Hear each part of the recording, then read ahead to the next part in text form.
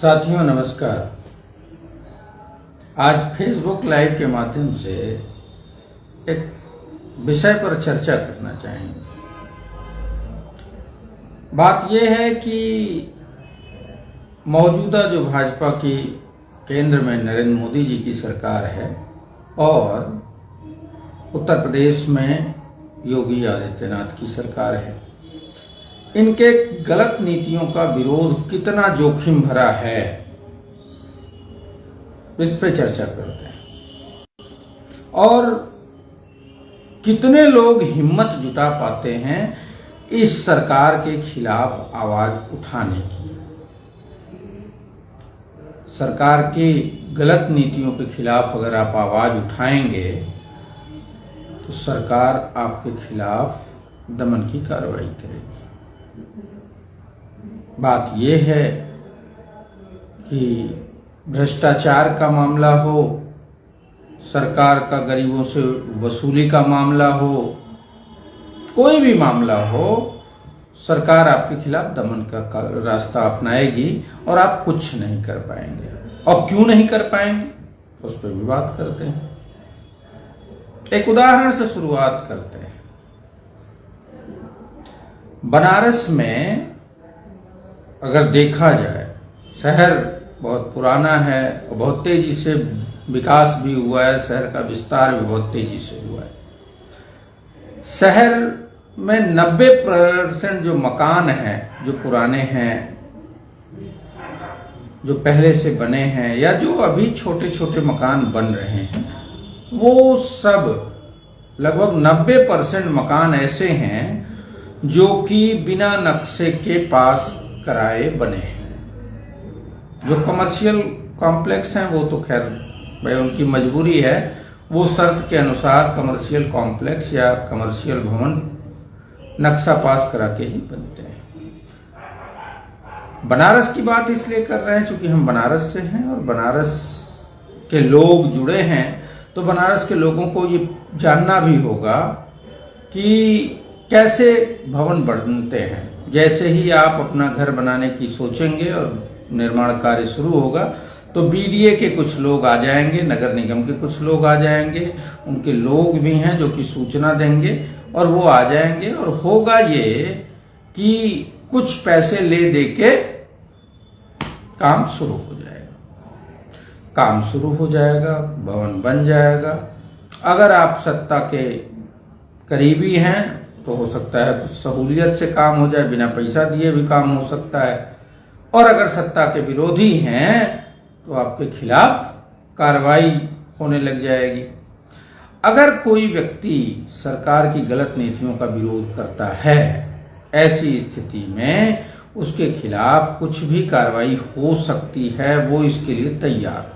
अब ये बताइए कि कौन ऐसा व्यक्ति होगा जो कि अपने खिलाफ कार्रवाई झेलने के लिए सरकार का विरोध करेगा। एक टीवी डिबेट में ऐसी बात चल रही थी कि आखिर जनता क्यों नहीं इस सरकार के खिलाफ उग्र होके, मुखर होके विरोध करती है। उसका मूल कारण यही है कि हर व्यक्ति अपने रोजी रोजगार में उलझा हुआ है और बहुत कम लोग ऐसे होते हैं जो कि ये काम करते हैं कि हम आवाज उठाएंगे समाज के लिए, देश के लिए, गरीबों के हक के लिए, और वो आवाज के बदले चाहे हमको जो झेलना हो हम झेल लेंगे। हर कोई गांधी नहीं हो सकता। आज शहीद आजम भगत सिंह की जयंती है तो हर कोई भगत सिंह भी नहीं हो सकता। समाज में एक विडंबना ही है ये कि हर किसी को भगत सिंह तो पसंद आते हैं, सुभाष चंद्र बोस पसंद तो आते हैं, गांधी तो पसंद आते हैं, लेकिन वो सब पड़ोस के घर में अगर हों तो ज्यादा अच्छे लगते हैं। आपकी लड़ाई लड़ने के लिए दूसरा कोई खड़ा हो जाए तो आप उसको अच्छा कहेंगे, लेकिन आपका बच्चा अगर किसी गरीब की, किसी पीड़ित व्यक्ति की मदद के लिए खड़ा हो जाए तो आप कहेंगे अरे तुमसे क्या लेना देना। तो ये जो समाज में ऐसी चीज है वो ऐसे ही गलत नीतियों का, गलत सरकारों का, गलत प्रशासन को बढ़ावा देने का काम करती है और प्रशासन ऐसे ही करता है।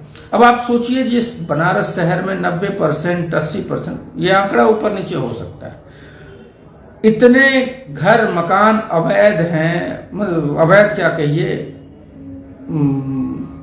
बिना नक्शे के हैं, ऐसी स्थिति में कौन व्यक्ति होगा जो सरकार के खिलाफ खड़ा होगा और तुरंत नगर निगम बीडीए खड़ा होके बुलडोजर की कार्रवाई कर दे? तो जिसने रोड़ी बजरी ईटा जोड़ के अपना मकान बनाया, घर बनाया, वो उसको टूटता नहीं देखना चाहेगा, क्योंकि वो उसके सपनों का घर है। उसने बड़ी मेहनत से उसको बनाया है, उसने अपने बच्चों के लिए उसको सुरक्षित करने के लिए वो सोचता है कि सरकार कुछ गलत भी कर रही तो हमसे क्या लेना देना। लेकिन तानाशाह सरकार जो मोदी और योगी की है, वो इसको एक हथियार के रूप में उपयोग कर रही है। उनका ये है कि भाई कोई हमारे खिलाफ बोलेगा नहीं, और जब बोल नहीं रहा है तो इसका लाभ उठाया जाए। महंगाई 400 का सिलेंडर 1200 तक चले गया, एक दो बार में हटा के 1000 रुपये अभी है। अब गरीब आदमी पीड़ित तो है उस महंगाई से, लेकिन वो आवाज नहीं उठा पा रहा है। क्यों नहीं उठा रहा है? क्योंकि अगर आवाज उठाएंगे तो हमारे खिलाफ कौन सी कार्रवाइयां होंगी पता नहीं। 70 का पेट्रोल जो $122 कच्चा तेल था, तो 70 रुपए में कांग्रेस की सरकार में मिलता था, तब यही भाजपा के लोग कहते थे कि बहुत महंगाई हुई, 100 रुपए कर देंगे, जल्दी ही 100 रुपए हो जाएगा। अब 100 रुपए है, कुछ 2, 4, 5 रुपए ऊपर नीचे 100 तक पहुंच ही गया था। लेकिन ये गजब सरकार की नीति है कि जब कांग्रेस की सरकार में $167 तक कच्चा तेल था, ऐसी स्थिति में 70 रुपए पेट्रोल बनारस में बिकता था। और जब सरकार नरेंद्र मोदी जी की बनी तो $122 कच्चा तेल था, और आज के टाइम में $70 प्रति बैरल है, लगभग आधे पे है। लेकिन पेट्रोल का दाम 1.5 गुना है। सवाल कोई नहीं उठा पा रहा, कोई पूछ नहीं पा रहा है कि क्यों ऐसा है। अगर हम नहीं पूछ पा रहे हैं तो हमको ये जरूर सोचना चाहिए कि कल को जब बच्चे पूछेंगे कि इतनी तानाशाही चल रही थी तो आप क्या कर रहे थे, तो आपको शर्मिंदा होना पड़ेगा। तो हमको आवाज उठानी चाहिए, लेकिन आवाज नहीं उठ रही है, क्योंकि अगर सरकार के खिलाफ हम बोलेंगे, सरकार का विरोध करेंगे, सरकार की गलत नीतियों का विरोध करेंगे, तो सरकार हमारे खिलाफ उत्पीड़न के स्तर पे आ जाएगी। मुझे एक वाकया याद आता है पिछले साल का, जब टमाटर 200 रुपए किलो हो गया था, तो एक दुकानदार जिसने टमाटर बेचना और व्यंग के लहजे में सरकार का विरोध करने की बात हुई, 2 बाउंसर उसने अपने दुकान के सामने खड़े कर दिए।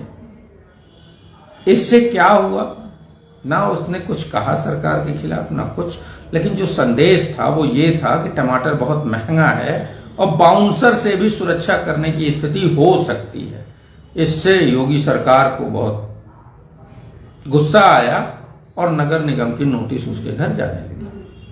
अब आप सोचिए कि जो व्यक्ति अपने घर के खर्चे नहीं चला पा रहा है इस महंगाई के बुरे स्थिति में, वो कहां सरकार के खिलाफ लड़ने की सोचेगा।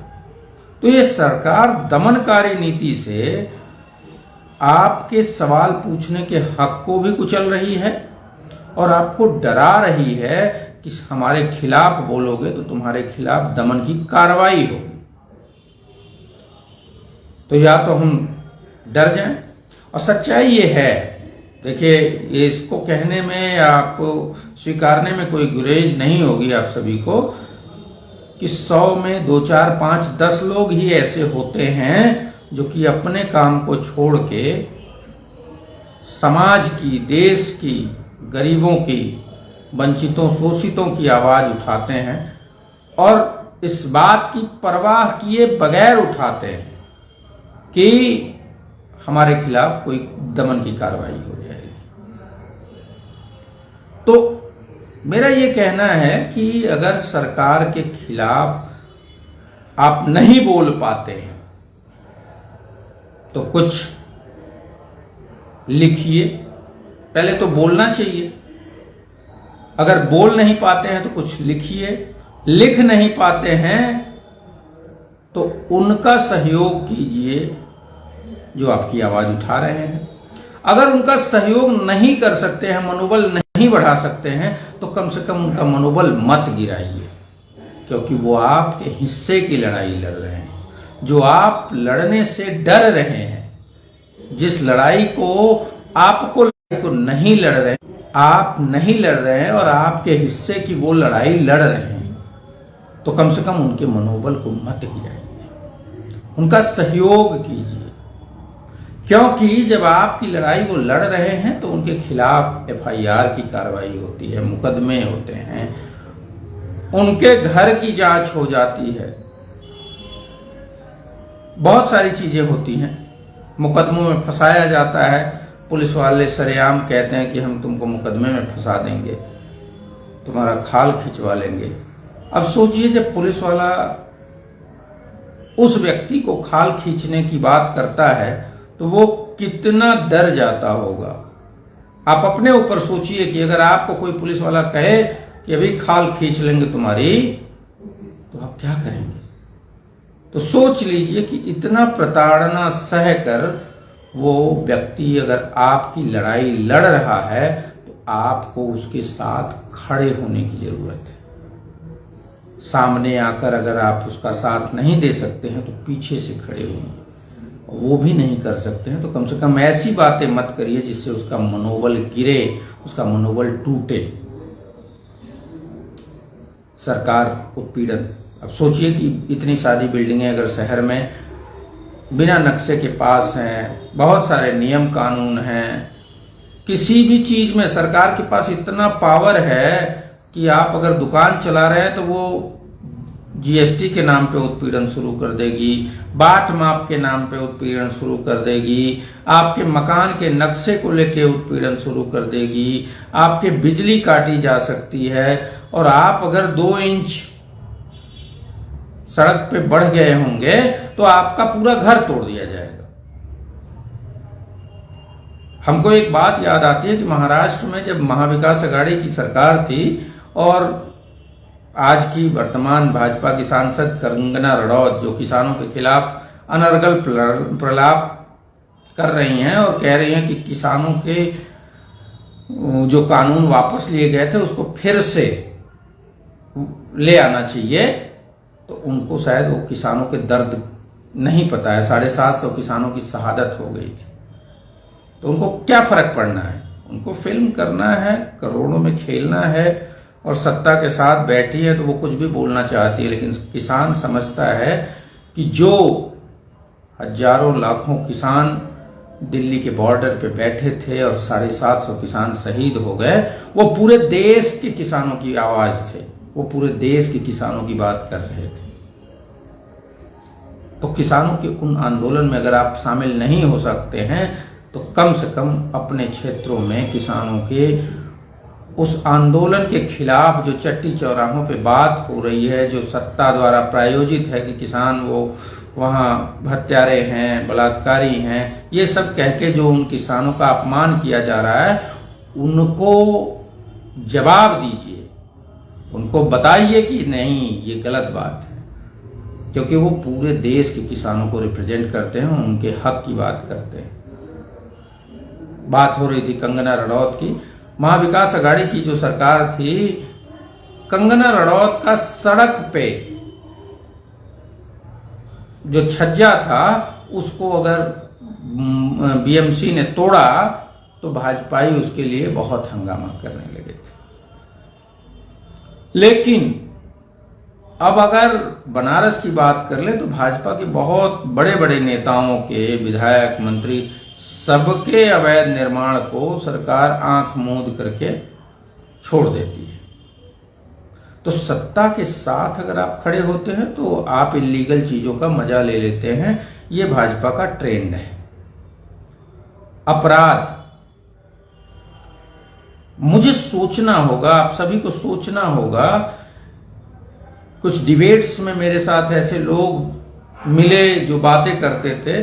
अगर योगी सरकार के भ्रष्टाचार की हम बात करते हैं, मोदी सरकार के भ्रष्टाचार की बात करते हैं, तो भाजपा के प्रवक्ताओं को तो जो वो रोना रोते हैं वो उसको छोड़ ही दीजिए। राजनीतिक विश्लेषक के नाम पे जो भाजपा के एजेंट भी चैनलों पे बैठते हैं, वो क्या कहते हैं? वो कर्नाटक की बात करने लग जाते हैं, वो हिमाचल की बात करने लग जाते हैं, वो बंगाल की बात करने लग जाएंगे। अब सवाल यह है कि अगर योगी सरकार के भ्रष्टाचार की बात विपक्ष कर रहा था और आज के समय में बीजेपी के ही पूर्व मंत्री, पूर्व विधायक, मौजूदा मंत्री ये अगर कहते हैं कि नहीं जी यूपी में बहुत भ्रष्टाचार है, प्रशासन भ्रष्टाचार में डूबा है, कमिश्नर सुन नहीं रहा है।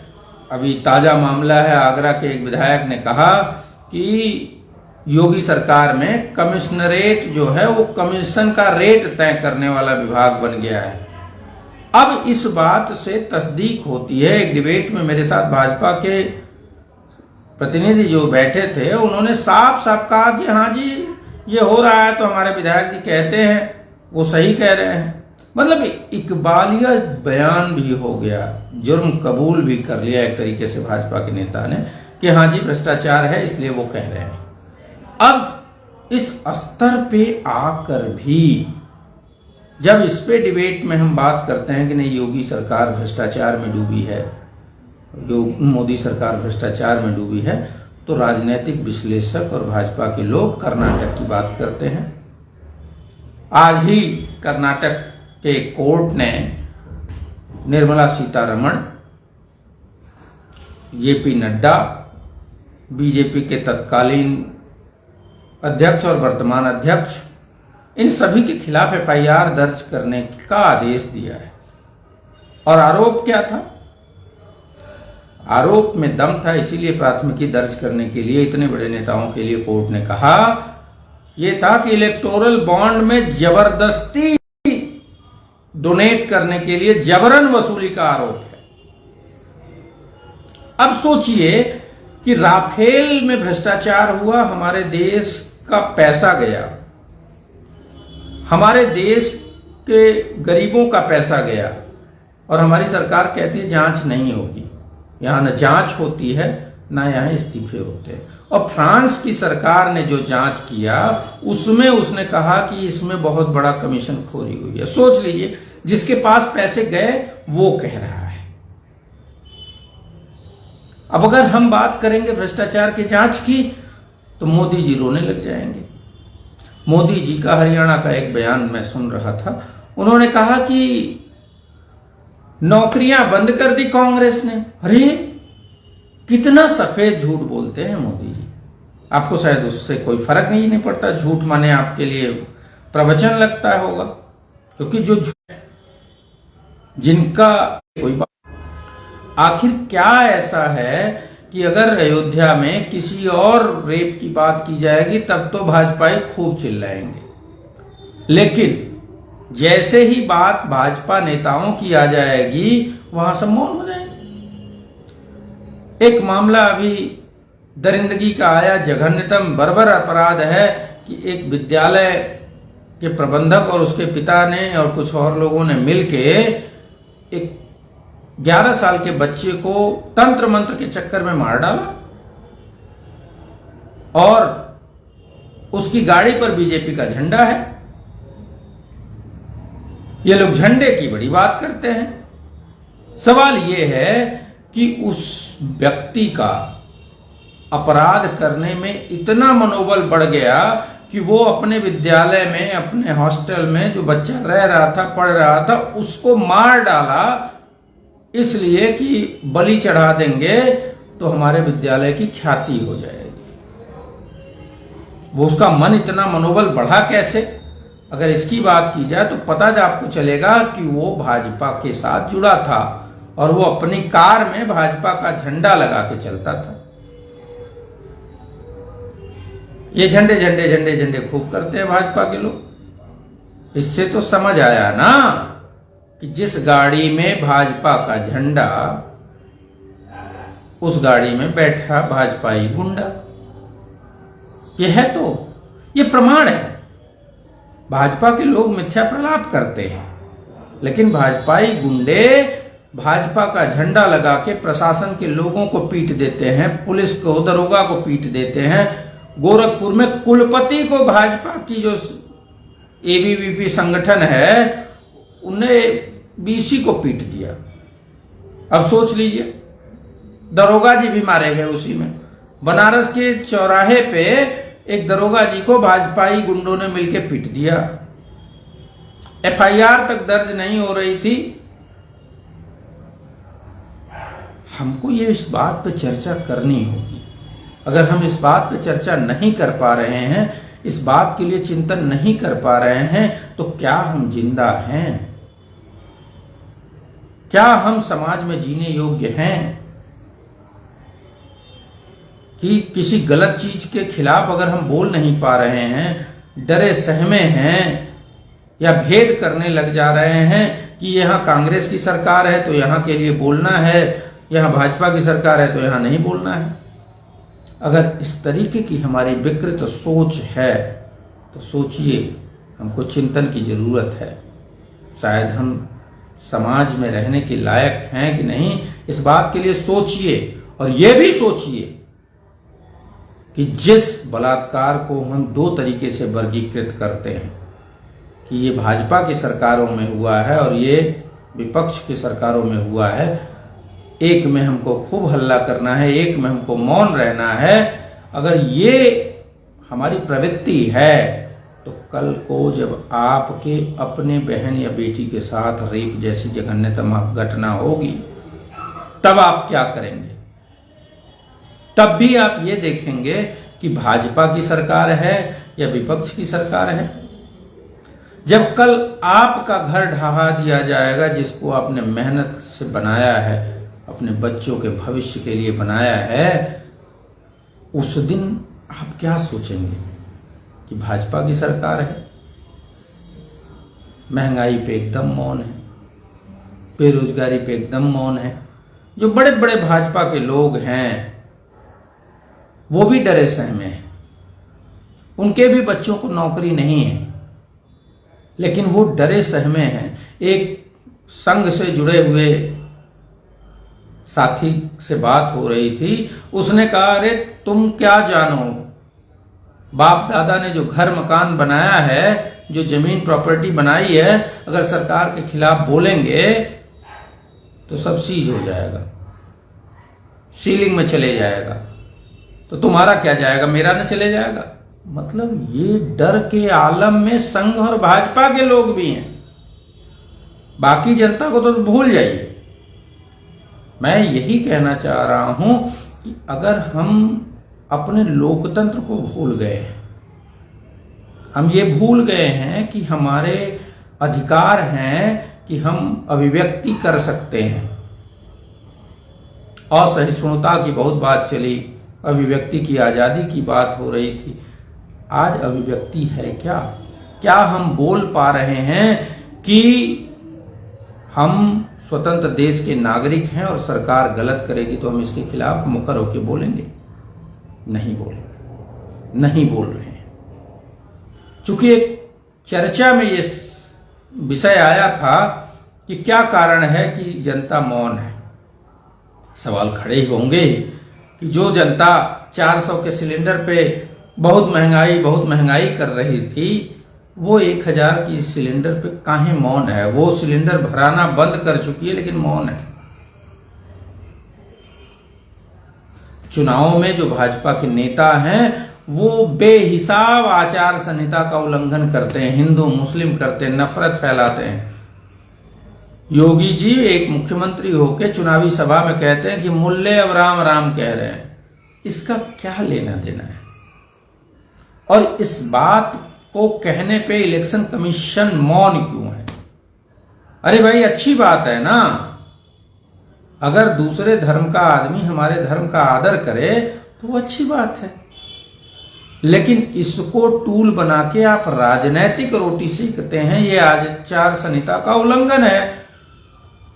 लेकिन क्या हमारे मुख्य चुनाव आयोग इस पे कोई कार्रवाई करेगा? मोदी जी जो झूठ बोल रहे हैं उस पे कोई कार्रवाई करेगा? एक बात और, 2024 चुनाव के बाद भाजपा का एक प्रायोजित कार्यक्रम था कि 8,500 रुपए महीना महिलाओं को कब देंगे। बड़ा हास्यास्पद मामला है कि जो 15 लाख और 2 करोड़ रोजगार देने की बात करने वाले लोग थे, 10 साल बीतने के बाद भी ना किसी को 15 लाख तो छोड़िए 15 रुपए भी नहीं मिले। 2 करोड़ रोजगार छोड़िए, उल्टा 4 करोड़ लोग बेरोजगार हो गए। बावजूद इसके जो 15 लाख का वादा करने वाले थे वो 8,500 का तगादा कर रहे हैं। जबकि कांग्रेस का जो मैनिफेस्टो था उसमें यह था कि अगर हमारी सरकार बनेगी तो 8,500 हम देंगे हर उस महिला को, 1 साल तक 1 लाख रुपए सालाना, 8,500 रुपए महीना। तो हम देने की बात कर रहे थे सरकार बनने पर। अब हमारी सरकार नहीं बनी तो भाजपा का जो घृणित सोच वाला मूर्खों का संगठन है वो ये प्रायोजित कार्यक्रम चला रहा है कि 8,500 दीजिए, कब देंगे। और जनता में भी मौन क्यों छाया है? जनता को अगर पलट के इस बात पे सवाल जनता करे कि भाई 15 लाख कब मिलेंगे, 10 साल बीत गए आप, और आपकी तो सरकार बनी थी हुजूर, आपकी सरकार बन गई है, 10 साल से आपकी केंद्र में सरकार चल रही है। और मैं चैलेंज के साथ ये कहता हूं कि अगर सरकार हमारी बनी होती तो हम अपने वादे को पूरा करते। अब तक सारी महिलाओं को हम दे रहे होते। हरियाणा में हमने कहा है कि 25 लाख चिरंजीवी योजना के तहत हम गरीबों को इलाज मुफ्त देंगे। जब इलाज मुफ्त देंगे तो गरीबों के जेब कटनी बंद हो जाएगी। राजस्थान में हमने इसको करके दिखाया है। हमने एमएसपी की गारंटी की बात की है, तो हम एमएसपी का कानून, चूंकि केंद्र का मामला है, लेकिन एमएसपी पे बोनस हम देंगे। छत्तीसगढ़ में हम दे रहे थे, वो हमने करके दिखाया है। एक तरफ सफेद झूठ बोलने वाले मोदी जी और उनकी भाजपा है, दूसरी तरफ जो कहते हैं वो पूरा करने वाले और वादा निभाने वाले राहुल गांधी और कांग्रेस। दोनों में फर्क साफ दिख रहा है। लेकिन बावजूद इसके मीडिया का जो रोल है वो वाकई शर्मसार करने वाला है कि जो लोकतंत्र का चौथा स्तंभ था वो कहीं रीढ़ विहीन हो गया है। सवाल नहीं कर पाता है। जो कोलकाता पे हफ्तों डिबेट कराता है वो मणिपुर में 3 दिन डिबेट नहीं करा पाता है। जो अयोध्या में सपा के नेता के खिलाफ जो मामला आया बलात्कार का, उस पे हफ्तों डिबेट कराता है, वो राम मंदिर में काम करने वाली उसी अयोध्या में राम मंदिर में काम करने वाली बेटी के खिलाफ जो भाजपा के मंडल अध्यक्ष के बेटे ने जघन्यता की, उस पे कोई सवाल नहीं कर पाता, कोई डिबेट नहीं कराता। तानाशाही है। ये सरकार डरा रही है।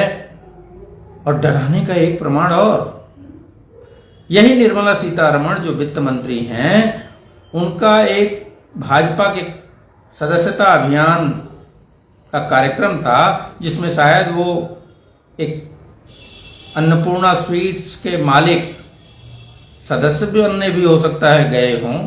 उन्होंने उनसे मुलाकात की और उन्होंने कहा कि हम मिठाई पे 5% टैक्स है, नमकीन पे 10% टैक्स है, बंद पे नहीं टैक्स है और बंद मक्खन पे 18% टैक्स है। बहुत कॉम्प्लिकेटेड है मैडम। इसको थोड़ा सहज किया जाना चाहिए। उन्होंने अपना दुख बयान किया। अब उस कारोबारी को दूसरे दिन बुलाकर निर्मला सीतारमण के आगे हाथ जोड़कर माफी मंगवाई गई और उस वीडियो को तमिलनाडु भाजपा के ऑफिशियल पोर्टल पर पोस्ट किया गया। ये एक संदेश था कि अगर आप सरकार के खिलाफ बोलेंगे या सरकार की नीतियों का आलोचना करेंगे, सुझाव भी नहीं दे सकते आप, तो आपके खिलाफ इस तरीके से कार्रवाई होगी। ये डराने का प्रयास था। अब इस बात को सोचिए, अगर हम इतना डरा देंगे किसी को तो कौन आएगा सवाल करने? कौन इस सरकार से पूछेगा कि 400 का सिलेंडर 1000 क्यों बिक रहा है, 70 का पेट्रोल 100 में क्यों बिक रहा है, 50 का डीजल 90 में क्यों बिक रहा है? बिजली का बिल पहले महीने का 200 से 300 आता था ग्रामीण क्षेत्रों का, मुझे अंदाजा है। आज की स्थिति यह है कि 1200 से 1500 बिजली का बिल आ रहा है। सवाल बड़ा है, ये 5 गुना बिजली का बिल कैसे हो जाता है? इसके लिए आवाज उठानी होगी, और जो लोग आवाज उठा रहे हैं, जो नहीं बोल पा रहे, तो उनके मनोबल को बढ़ाना होगा। उनका मनोबल तोड़ेंगे तो आपको ही भोगना होगा। ये सरकार डरा कर अपने खिलाफ उठने वाली हर उस आवाज को दबा देना चाहती है। लेकिन जो आज भी चट्टान की तरह खड़े हैं राष्ट्रीय फलक पर, राहुल गांधी जी, जो इस सरकार की गलत नीतियों का खुलकर विरोध कर रहे हैं, और हर गली मोहल्ले, हर शहर में कुछ ऐसे लोग हैं जो सरकार की गलत नीतियों का मुखर विरोध कर रहे हैं, तो उनको कम से कम आप मनोबल तो दीजिए। ये तो कहिए कि हाँ जी आप सही कह रहे हैं। अगर आप ये भी नहीं कह पा रहे हैं तो सोचिए कि आप किस समाज में हैं और आपका योगदान क्या है, जो अपनी लड़ाई खुद नहीं लड़ सकता है। शिक्षा माफियाज हावी हैं, माफियाज ठेकेदारी में हावी हैं। कोई भी ठेका यूपी में माफिया के इशारे पे ही जा रहा है और माफिया को उसमें ठेकेदार कट देता है। गरीब आदमी को तो मिल ही नहीं सकता।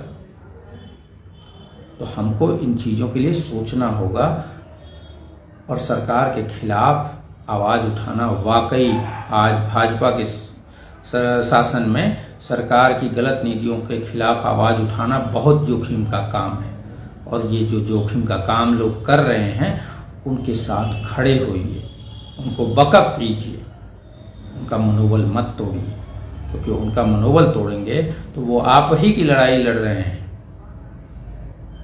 आज इस मुद्दे पे चर्चा कर रहे थे कि क्या सरकार के खिलाफ उसके गलत नीतियों का विरोध करना कितना जोखिम भरा है। तो अब आप समझिए, हर व्यक्ति को पहले किसी न किसी चीज में ये उलझाते हैं, उसको मजबूर करते हैं, और फिर वही भाजपा में शामिल हो जाएगा तो उसकी सारी चीजें माफ हो जाएंगी, क्लीन चिट मिल जाती है। ईडी सीबीआई का दबाव है, इनकम टैक्स का दबाव है, पुलिस प्रशासन का दबाव है, फर्जी मुकदमों का दबाव है, आपके घर को नोटिस दे दिया जाएगा उसका दबाव है, आप अगर दुकान चलाते हैं तो जीएसटी और टैक्सेशन, बाट माप, इनके पास जो तानाशाह की सरकार होती है उसके पास बहुत हथकंडे। इतना उत्पीड़न कभी किसी सरकार में किसी का नहीं हुआ, लेकिन आज जो हो रहा है इसके खिलाफ मुखर होइए, एकजुट होइए, और जो आवाज उठा रहे हैं उनका सहयोग कीजिए। मेरा यही आग्रह होगा, क्योंकि जब तक हम एक नहीं होंगे तब तक ये ऐसे ही बांटते रहेंगे और बांट कर तानाशाही चलाते रहेंगे। धन्यवाद। जय हिंद।